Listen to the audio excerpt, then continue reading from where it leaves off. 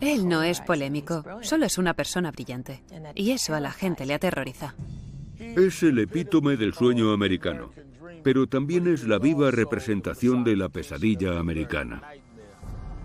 El señor Trump tiene que entender que el mundo no gira alrededor de su pene.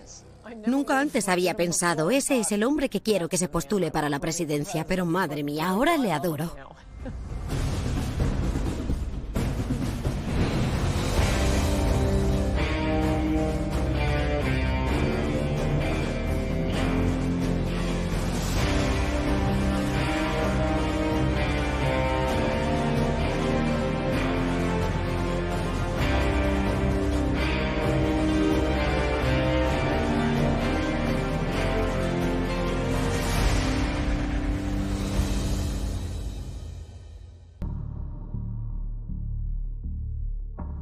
Cuando conocí a Donald Trump, estábamos en sus oficinas en el edificio Trump Tower y lo primero que hizo fue enseñarme su despacho y me mostró todas las portadas de revistas de él mismo que tenía enmarcadas y colgadas en la pared. Debemos comprender que Donald Trump tiene una imagen muy cinemática de sí mismo. Lo que más le gusta hacer es sentarse en el sofá de su casa a ver películas y comer hamburguesas. Antes de meterse en el mercado inmobiliario, se planteó invertir en la industria cinematográfica. Me dijo que había pensado en mudarse a Hollywood para convertirse en productor de cine. Durante el tiempo que estuve con él no dejaba de hablar sobre películas o actores que le fascinaban. Un día me dijo que Clint Eastwood era la mayor estrella de cine de todos los tiempos. Y entonces me vino la imagen de Clint Eastwood apartándose el poncho por encima del hombro interpretando a El hombre sin nombre, paseando los dedos por encima de su revólver. Así es como Donald Trump se ve a sí mismo. Por eso, entrecierra los ojos. Creo que ha practicado la mirada de Clint Eastwood 1.000.000 de veces frente al espejo. Y se imagina a sí mismo llevando a cabo el rodaje de una película producida por Trump, dirigida por Trump y escrita por Trump. Se titularía La vida de Trump.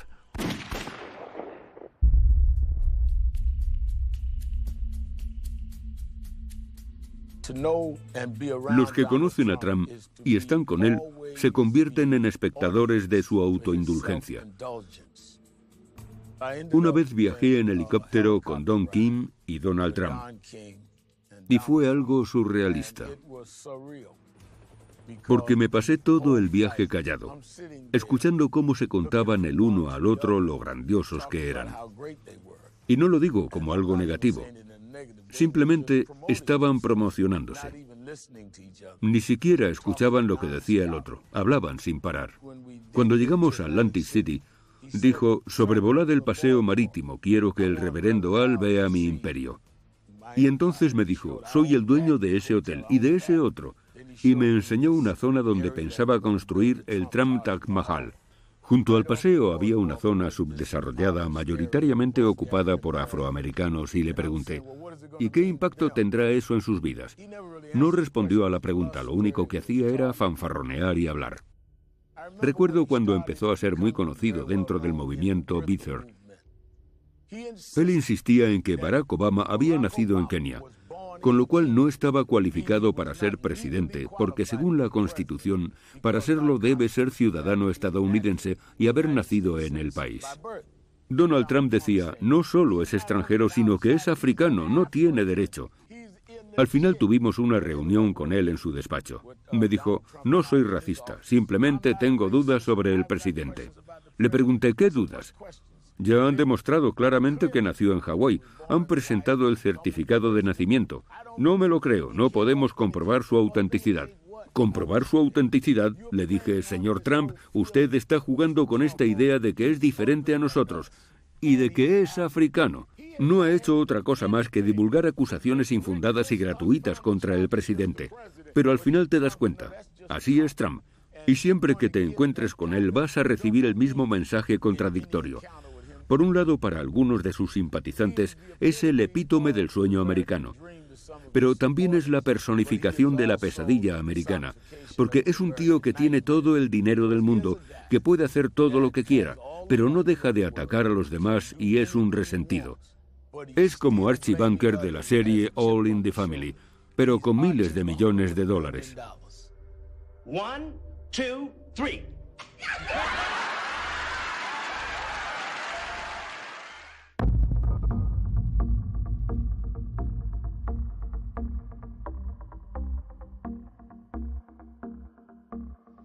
Le conocí porque en las clases de economía realizamos un caso de estudio sobre un libro llamado El arte de la negociación, uno de sus libros más vendidos.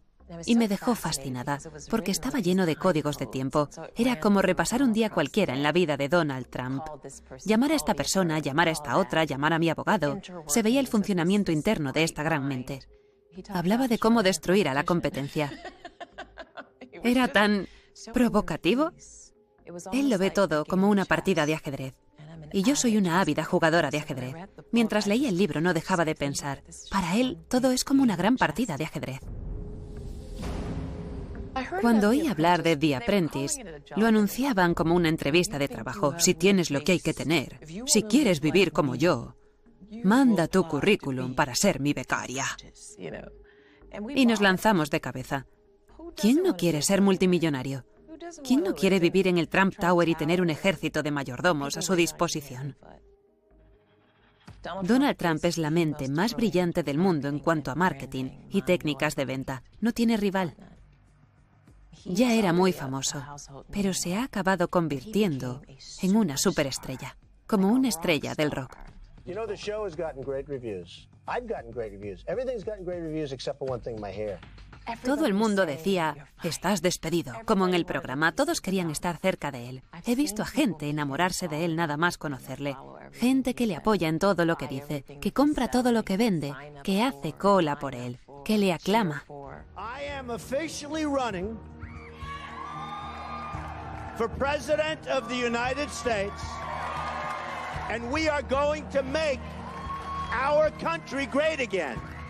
Sabe que mientras la gente esté entretenida, mientras se sienta cautivada, mientras se mantenga la intriga, van a seguir viéndole, le van a prestar atención. Conoce mejor sus ángulos, sabe qué frases usar para elevar los ánimos, para bajarlos un poco, para dar énfasis, para suavizar.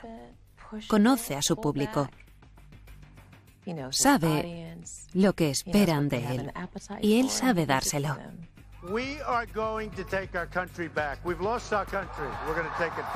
Se ha convertido en un icono cultural. Creo que se ha vuelto adicto. Cada vez quiere ser más famoso, porque nunca es suficiente. Wow. Get those teleprompters out of here. We're going to have some fun, right?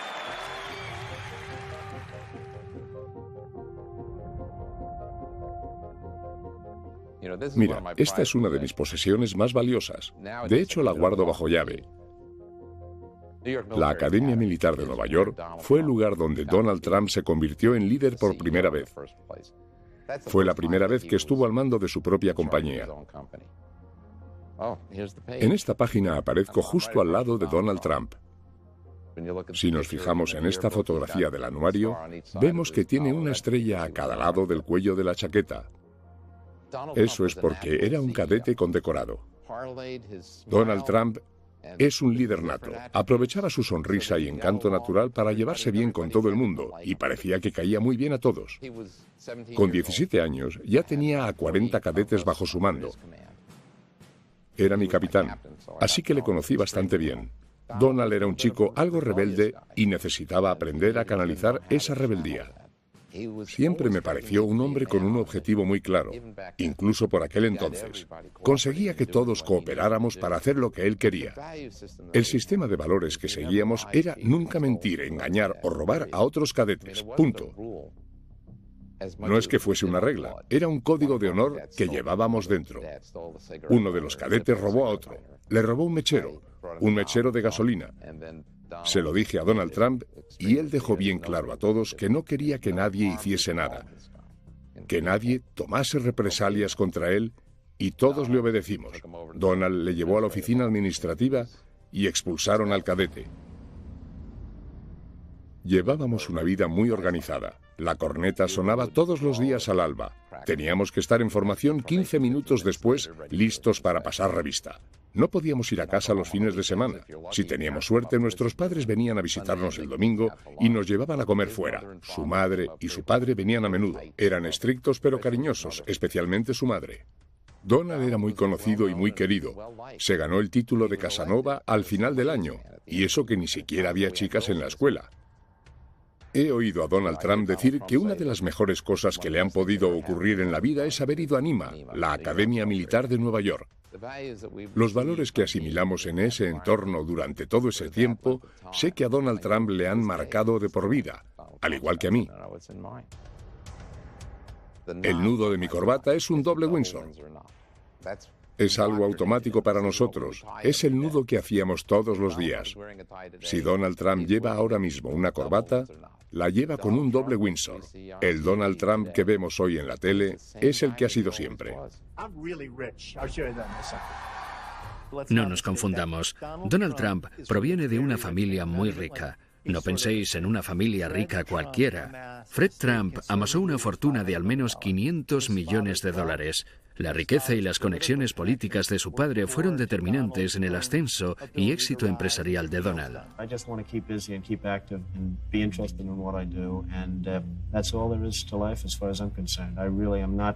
Looking to make tremendous amounts of money. I'm looking to enjoy my life, and if that happens to go with it, that's fabulous.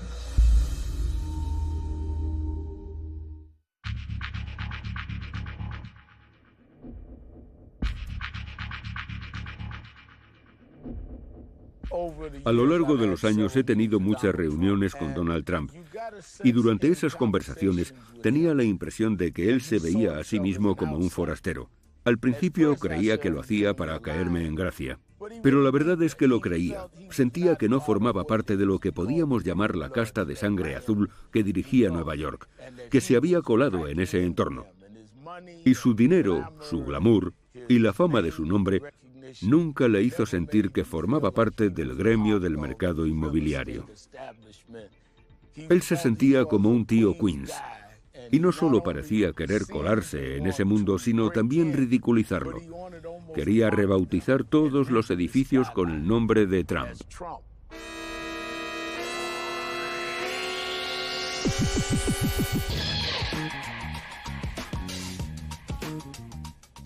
Donald Trump me llamó tocapelotas y estoy muy orgullosa de ello.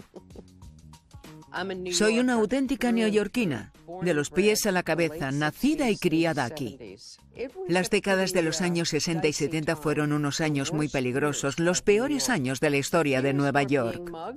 Todos teníamos miedo de ser atracados. Si llevabas anillo de compromiso, le dabas la vuelta o te ponías un guante encima. Incendios, asesinatos, revueltas, violaciones. Donald Trump fue uno de los primeros en aprovecharse de Nueva York cuando estaba de capa caída, aunque de una forma positiva. When New York was almost broke and other builders were jumping ship, Trump took a chance on the old Commodore Hotel. Él entendió que Nueva York tenía problemas o que la cosa estaba a punto de cambiar y se lanzó de cabeza para aprovechar la oportunidad y hacer negocios. Entonces vino al West Side y se encontró con su propio Waterloo. Trump's flashiest project is still on the drawing board. He and architect Helmut Jahn want to build a giant complex of offices, apartments, and shops on a 13-block site along the Hudson River.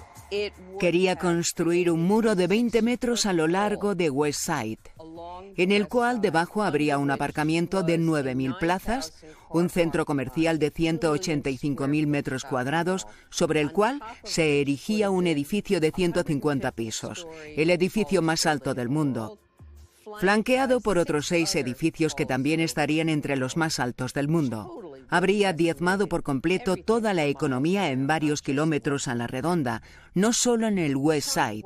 Trump era una figura muy influyente en esa época. Pidió al ayuntamiento que hiciese modificaciones en las leyes medioambientales y consiguió ponerlas en marcha. La idea de luchar contra Trump nació en la mesa de mi comedor, que es donde normalmente germinan las luchas populares. Organizábamos protestas, recogidas de firmas. Nos apoyaba Tony Randall, Paul Newman, Bill Moyers, Lauren Bacall. En un momento dado teníamos 7.000 miembros. No nos sentíamos intimidados por él ni anulados por su arrogancia.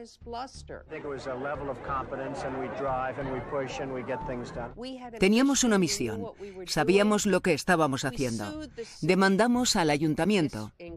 Para ello, tuvimos que reunirnos con el gran Donald, que era tan arrogante como cabía esperar. You're going to have to start pushing these people now a little bit because it's getting a little ridiculous as far as I'm concerned. Trump aceptó nuestro diseño alternativo, que es lo que finalmente se construyó. Comprendió que lo que queríamos llevar a cabo era un proyecto mucho más razonable y factible.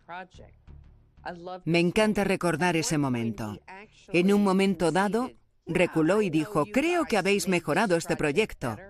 Le miré y le dije, Donald, quiero que algún día lo reconozcas públicamente. I got everything I wanted. 40 years of tax abatement. People would say, how did you get 40 years? I said, because I didn't ask for 50. It was so easy. Siempre le digo a todo el mundo que quiero que en mi epitafio diga, Donald Trump me llamó tocapelotas.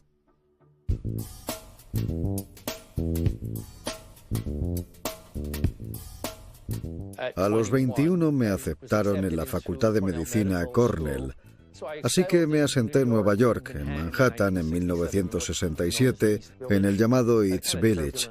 Sentía que el East Village era perfecto para un rebelde como yo, porque era una zona donde vivían muchos rebeldes, mucha gente que luchaba contra el Estado y la clase dirigente. Donald Trump quería construir en la zona de casas bajas del Soho una torre de apartamentos disfrazada de hotel para evitar las leyes urbanísticas, cuando en realidad iba a ser un edificio residencial, lo cual está prohibido. Creía que la gente del Soho éramos paletos y que podía aprovecharse de nosotros. Lo siento, Donald, si hay algún paleto aquí eres tú porque no tenías ni idea de dónde te estabas metiendo.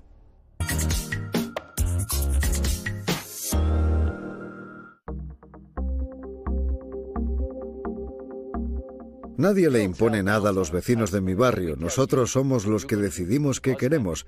Nadie puede decir qué es mejor para nosotros. Inmediatamente pusimos una demanda contra la construcción. Sabíamos que iba a ser un edificio residencial, no un hotel.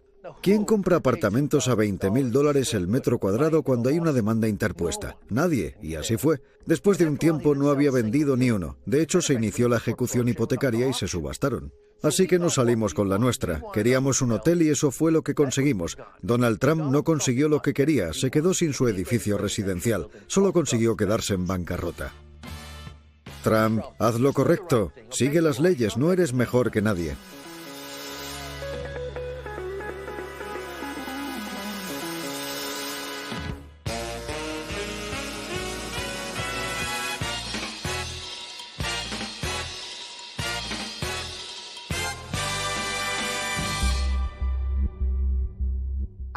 Siempre he sido abogada de derechos civiles, defensora de los derechos de las mujeres, abogada de las minorías que se han visto despojadas y privadas de sus derechos y que no han disfrutado de la igualdad de oportunidades en este país. Hemos defendido los derechos de las mujeres y de las minorías cuando hacerlo era algo muy impopular y controvertido, y sigue siéndolo en muchos aspectos. Jenna Talakova se inscribió en el concurso de belleza Miss Universo Canadá. Después de ser aceptada, el comité del concurso decidió expulsarla de la competición basándose en un requisito que debían cumplir las participantes: haber nacido mujer.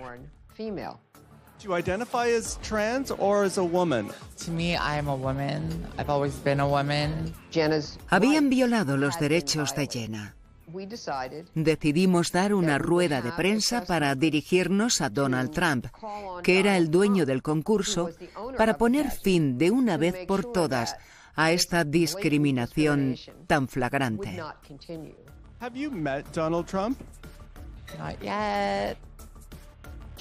Jenna tenía pasaporte canadiense, su carné de conducir y su certificado de nacimiento donde se indicaba que era una mujer. Y eso debería ser más que suficiente para el señor Trump. Ella no le ha pedido al señor Trump fotos de su nacimiento para ver su anatomía y para que demuestre que era un hombre. Después de dejar claro que no nos interesaban las fotos de su anatomía, el señor Trump llamó a TMZ para decir que seguramente me quedaría muy impresionada al ver su pene. Yo le respondí: no tengo una lupa suficientemente grande para ver algo tan pequeño. El señor Trump tiene que comprender que el mundo no gira alrededor de su pene ni del de nadie. Si alguna vez el mundo ha sido así, ya no lo es. A mí me pareció muy interesante porque me estaba insultando y atacándome directamente a mí. Esas cosas no me molestan porque el mensaje que yo entiendo es que he ganado la batalla y que tengo razón. Al final cedió. Creo que el señor Trump reconoció que en el fondo se trataba de un problema de derechos civiles. Pero al mismo tiempo, había creado una cortina de humo para no admitirlo.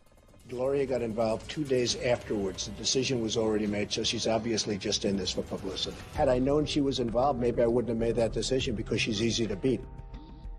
Pero lo irónico de todo esto es que 1 año o 2 después fuimos al canal Fox News y de pronto entró el señor Trump en la sala de espera donde estábamos sentados. Pensé, oh no, no me ha dado tiempo para preparar a mi cliente. ¿Qué va a decirle? ¿Qué va a hacer? Y se acercó, le presenté a mi cliente y él le dijo, tiene usted a la mejor abogada que podría encontrar. No cesa hasta conseguir su objetivo, así que nunca la despida porque no va a encontrar a nadie mejor. Y me sonrió, me estrechó la mano y se fue. Pero por otro lado, su discurso cuando estaba ante las cámaras era muy diferente. A lo mejor el verdadero Donald Trump es una mezcla de esas dos personalidades.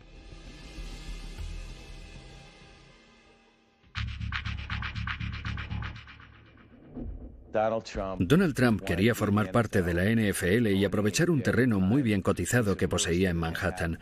Donald pensó, a la NFL le vendría bien tener otro equipo en Nueva York, especialmente si jugase en Manhattan. La NFL no invitaba a Donald a entrar. La dirección de la NFL resistía sus esfuerzos de entrar en ese exclusivo club. En 1983 estaba a punto de inaugurarse una nueva liga de fútbol americano, la United States Football League. Donald tenía un juguete nuevo, un equipo de fútbol americano profesional. We now have strong ownership. The NFL, when it was most successful, had 6 teams. At its zenith, at its highest point, they had 6 teams.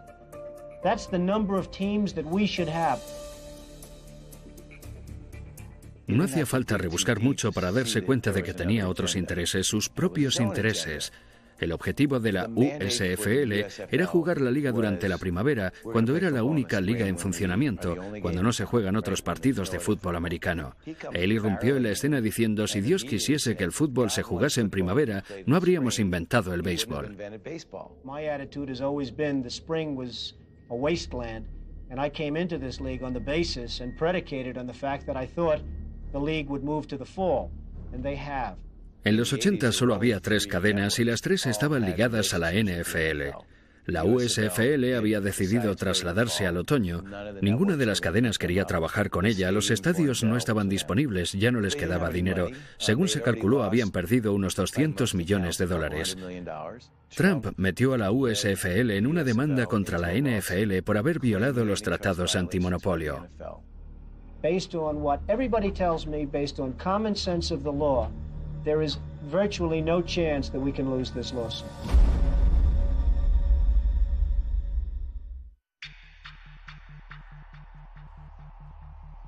Sin duda la USFL ganó la batalla, pero perdió la guerra. El juez determinó que la NFL había violado las leyes antimonopolio, pero debido a la forma en la que se llevó el caso, consiguieron quedar como los pobres indefensos que tenían que luchar contra un gigante vestido con trajes de $5.000. Donald Trump quedó retratado como un abusón que quería quedarse con todo el pastel. El juez concedió $1 en compensación a la USFL. Como se trataba de un caso antimonopolio, la multa por daño se triplicó, así que se quedó en $3. Fue el final de la liga, ni más ni menos. En 2009, la ESPN lanzó una serie llamada 30 for 30, una serie de documentales pionera. Los ejecutivos de la ESPN me pidieron que dirigiera un episodio y les contesté, bueno, solo me interesa si puedo hacer un episodio que se llame ¿Quién mató a la USFL? Ya sabéis a quién me refiero. Estuve detrás de Donald, pero se me resistió. Tenía un intermediario muy protector. Le mandaba cartas, emails, le llamaba constantemente, pero no obtuve ninguna respuesta. Después me pidieron hacer una entrevista para una serie llamada Sport Business Journal. Curiosamente, mi teléfono sonó al día siguiente y era el intermediario. Me dijo: el señor Trump está listo para recibirle.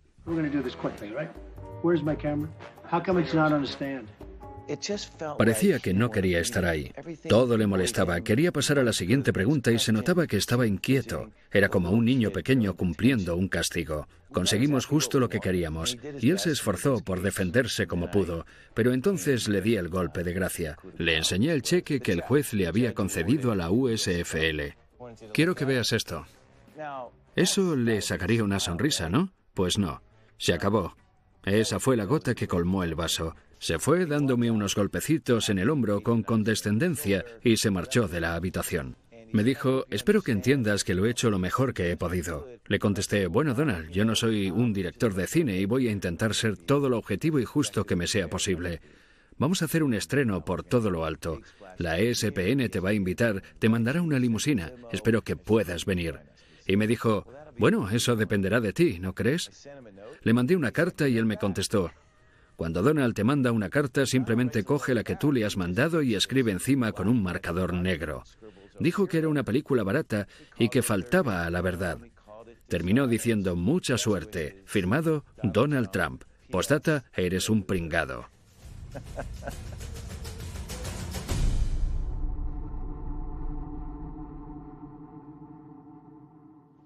No iba a vivir en una vivienda de protección toda mi vida. Y lo sabía porque mi madre nos permitía soñar, explorar y usar nuestra imaginación. A pesar de toda mi educación, la primera escuela en la que me gradué fue en la de la vida. Aprendí muy pronto que el mundo era duro y que tenía que ser más dura para sobrevivir. Fui a la Casa Blanca nada más terminar el máster y se me presentó la oportunidad de colaborar como voluntaria en la Convención Nacional del Partido Demócrata y de trabajar con una abogada de derechos civiles que se convirtió en mi mentora. Ella me ayudó a entrar en la Casa Blanca y a trabajar para el vicepresidente Al Gore. Después dejé la oficina de Al Gore y empecé a trabajar para Bill Clinton. Esa fue la época más convulsa de la Casa Blanca de los últimos tiempos. Hasta tuvimos una audiencia para la destitución del presidente. Por el amor de Dios, por decirlo de forma suave, acabé harta de la política. Mis compañeros de la Convención Nacional del Partido Demócrata me hablaron de The Apprentice. Ellos también eran muy ambiciosos y me comentaron que había un nuevo programa que Donald Trump iba a hacer con Mark Burney. No se lo dije a nadie, pero pensé: voy a presentarme al concurso. Donald Trump buscaba a alguien que luchase para convertirse en director ejecutivo de su compañía. Quería personas como él. Honestas, provocativas, agresivas. Sabía que mi presentación marcaría el tono de mi relación con Donald Trump y tenía que diferenciarme de los demás. Donald Trump no me intimidaba, pero el proceso sí. No había reglas claras. Se hacía lo que Donald Trump decía. Lo que a él le apeteciese en el momento. Era el que decidía quién se iba a casa, fuese justo o no. Era el programa de Donald Trump, y eso sí me intimidaba. Siempre que entraba en el despacho, sabía que me la estaba jugando. Porque cuanto más forzase la situación, más famosa me hacía. Cuanto más agresiva fuese, cuanto más discutiese, cuanto más pelease, cuanto más insultante fuese, más fama adquiría mi marca, más crecía mi nombre, más gente quería verme en la tele. Finalmente me dijo esa terrible frase: «Estás despedida», con la mano así. Mi ambición iba más allá del concurso. Yo estaba jugando a un juego dentro del juego. No solo quería que los espectadores de The Apprentice supiesen mi nombre, quería que el mundo entero me conociese. La gente suele preguntarme por Donald, sobre si es tal y como parece, cuando en realidad Donald está jugando a un juego dentro del juego y está ganando. Y cuando no gana, cambia de juego y la gente no sabe seguirle el ritmo. Él no es polémico, solo es una persona brillante.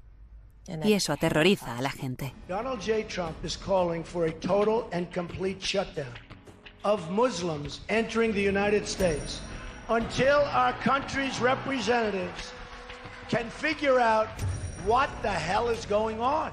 La gente está cansada. Está cansada de que los políticos les digan una cosa y luego hagan lo contrario. Pero confían en lo que él dice. La gente que apoya a Donald sabe que lo que dice es lo que va a hacer. Porque todo lo que ha dicho en el pasado lo ha hecho. We're bringing our jobs back, folks. We're bringing our jobs back. We're going to bring them back.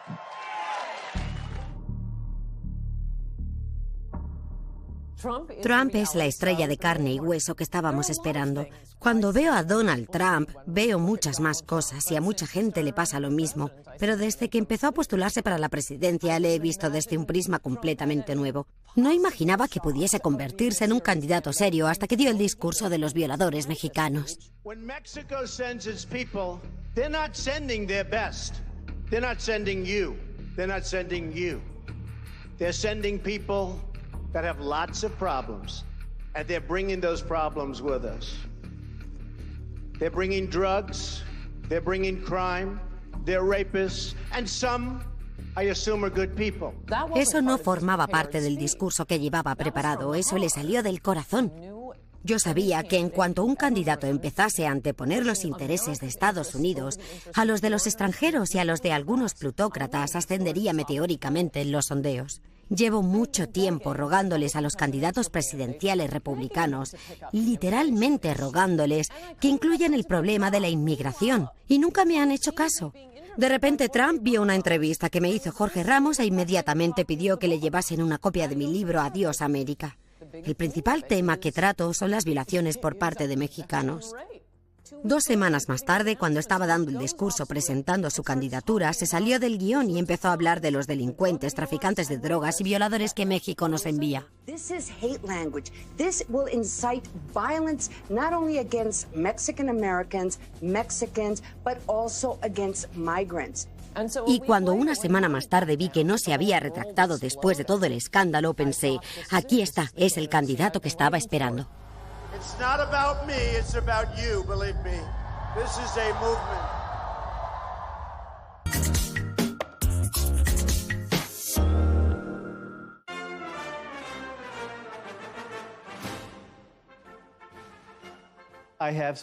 He pasado mucho tiempo con Donald Trump. Creo que cuando más estuve con él fue entre 2003 y 2005. Por aquel entonces cubrí un reportaje sobre él para New York Times y después estuve escribiendo el libro.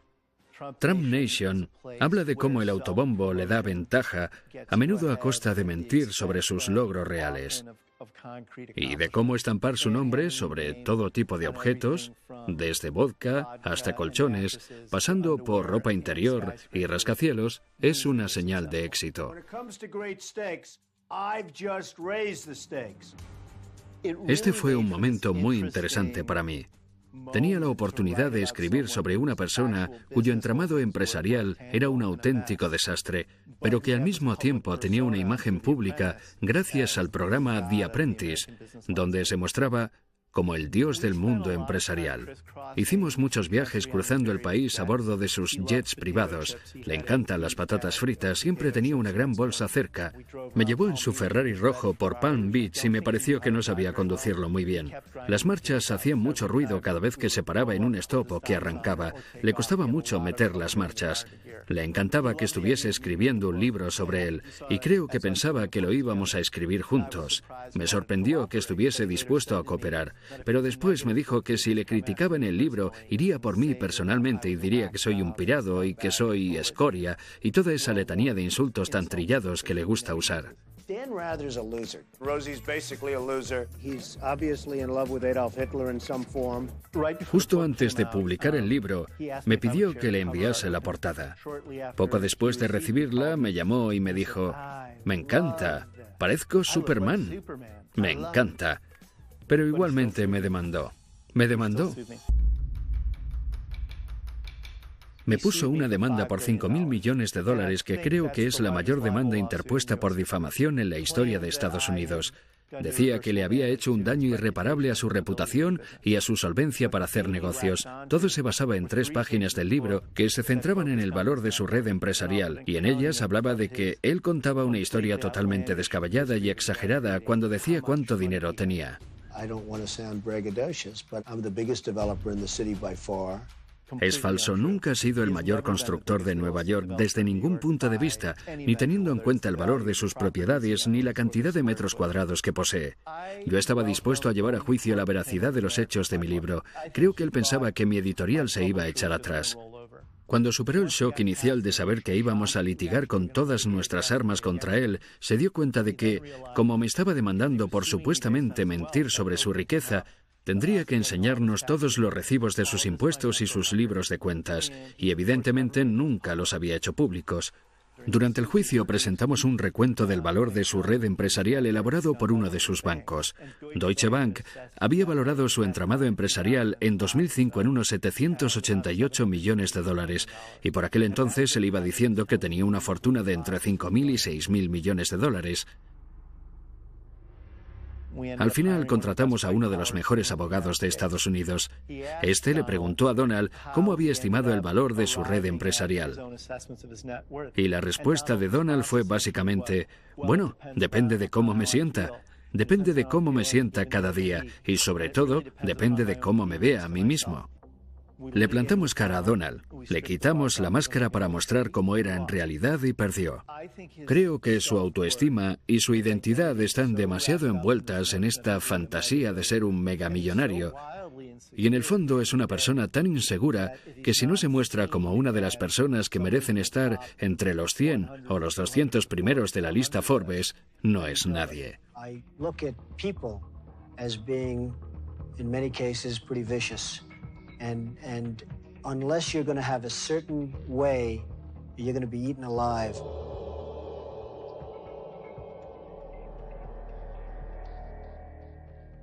Politicians are supposed to make a lot of promises they don't intend to keep.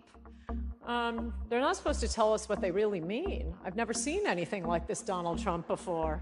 Nadie, salvo un multimillonario excéntrico que ama a Estados Unidos, podría hacer lo que él está haciendo, porque sus contribuyentes le dirían, no, ese no es nuestro mensaje.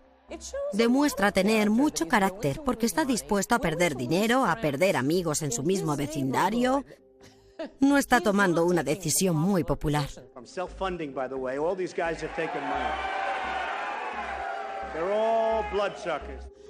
Nunca antes había pensado, ese es el hombre que quiero que se postule para la presidencia, pero madre mía, ahora le adoro.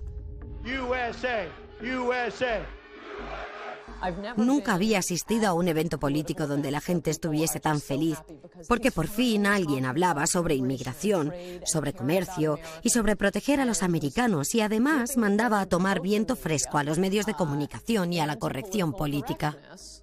Los ciudadanos llevan mucho tiempo esperando que alguien se ponga de su lado en estos asuntos. En todos sus mítines, ¿cuál es la frase que despierta más ovaciones? Voy a levantar un muro. Todo el mundo se pone en pie al oírlo. Es cuando más le aplauden. Si nota que se está alargando demasiado, que la gente empieza a aburrirse, que dice algo que no gusta, si quiere ganárselos de nuevo, empieza a hablar del muro.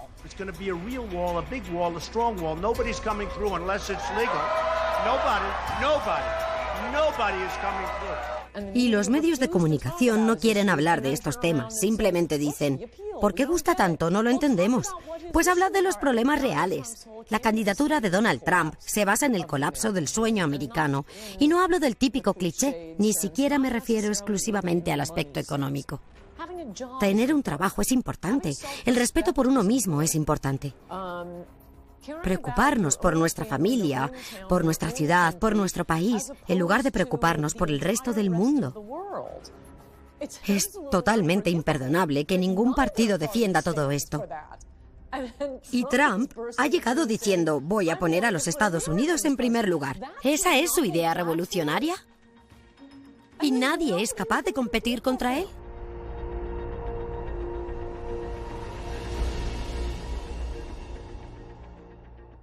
We view this as war.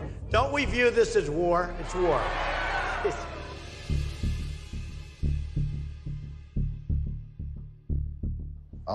Gran parte del pueblo estadounidense está muy enfadado.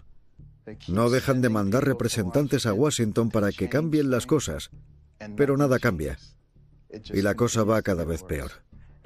Y a menos que alguien luche por ellos, nada va a cambiar. Estados Unidos es ahora igual que la Roma antigua.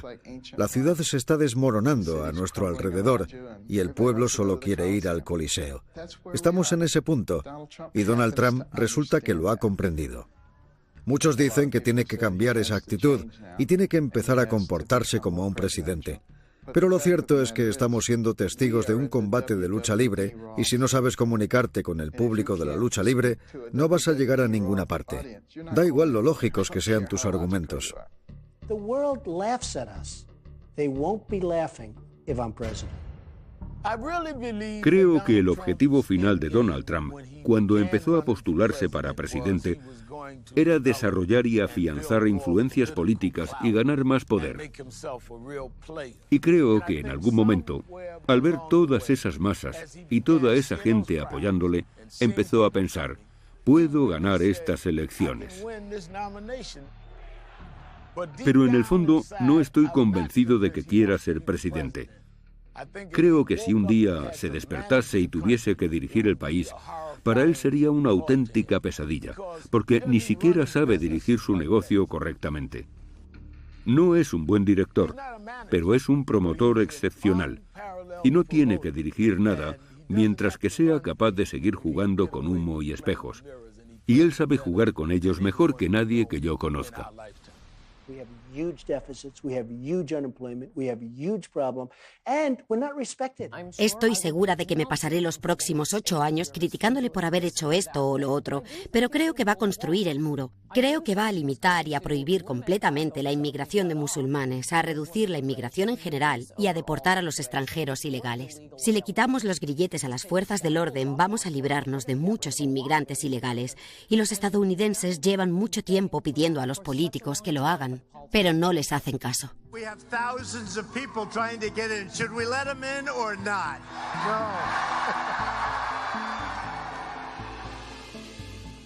No me importa cuántas propiedades lleven su nombre. Dios le bendiga, que se haga todo lo rico que pueda. Pero las demás personas también tienen sus derechos. Cuando ataca a las minorías o a las mujeres a las que se les ha denegado sus derechos, da a entender muchas cosas sobre sí mismo. Sobre lo que está dispuesto a hacer, cómo está dispuesto a hacerlo y el tipo de persona que él cree que es. Puede que nos parezca divertido, pero debemos recordar que quien se siente en la Casa Blanca va a tomar decisiones cruciales para todos, y eso ya no es cosa de risa.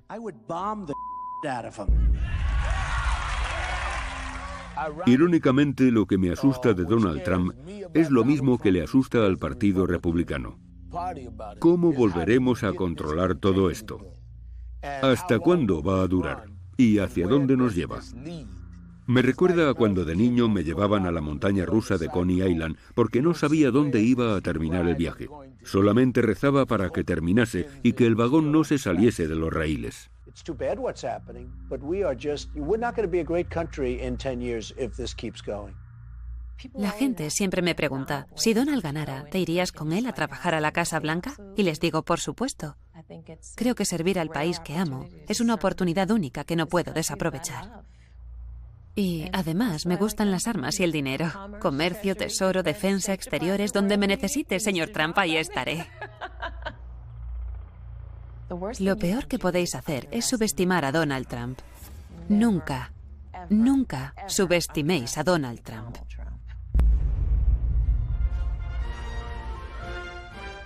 Creo que la Casa Blanca de Trump tendría unos 50 pisos de altura. Estaría pintada de dorado, instalaría luces intermitentes por toda la avenida Pensilvania. El Air Force One estaría incrustado de diamantes. La televisión emitiría más charlas del presidente junto a su chimenea de las que querríamos ver en toda nuestra vida. Aparte de eso, puede ser un buen presidente, pero cualquiera que piense que Donald Trump va a desaparecer está tremendamente equivocado.